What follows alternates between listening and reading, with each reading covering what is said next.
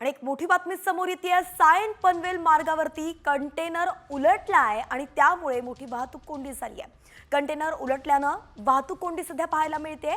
नेरूळ इथल्या DY. Patil stadium जवळ container उलटलाय आणि म्हणून आता मोठ्या रांगा ज्या आहेत त्या लागल्याचं पाहायला मिळत आहे। वाहतूक पोलिसांकडून वाहतूक सुरळीत करण्याचे प्रयत्नही सध्या सुरू आहेत। नेरूळ ते बेलापूर दरम्यान चालय ही वाहतूक कोंडी झालेली आहे। तर कार्यालयीन वेळेत वाहतूक कोंडी झाल्यामुळे या मार्गावरून प्रवास करणाऱ्यांना मनस्ताप करावा लागतोय।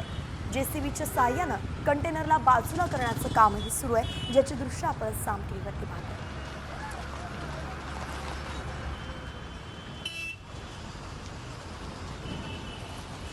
आणि एक मोठी बातमी समोर येते। सायन पनवेल मार्गावरती कंटेनर उलटलाय आणि त्यामुळे मोठी वाहतूक कोंडी झाली आहे। कंटेनर उलटल्यानं वाहतूक कोंडी सध्या पाहायला मिळते। नेरूळ इथल्या डी.वाय. पाटील स्टेडियम जवळ कंटेनर उलटलाय आणि म्हणून आता मोठ्या रांगा ज्या आहेत त्या लागल्याचं पाहायला मिळत आहे। वाहतूक पोलिसांकडून वाहतूक सुरळीत करण्याचे प्रयत्नही सध्या सुरू आहेत। नेरूळ ते बेलापूर दरम्यान चालय ही वाहतूक कोंडी झालेली आहे। तर कार्यालयीन वेळेत वाहतूक कोंडी झाल्यामुळे या मार्गावरून प्रवास करणाऱ्यांना मनस्ताप करावा लागतोय।